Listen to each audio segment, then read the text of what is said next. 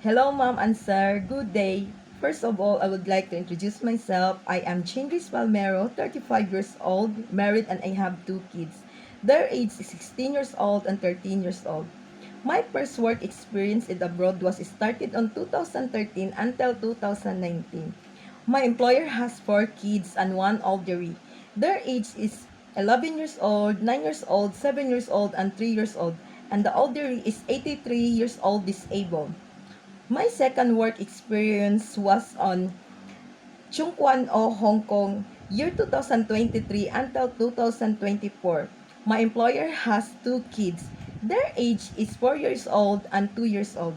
Ma'am, sir, if you hired me, I can promise to you I will do my best. Especially I have more experience taking care of the kids, elderly, cats, and everything.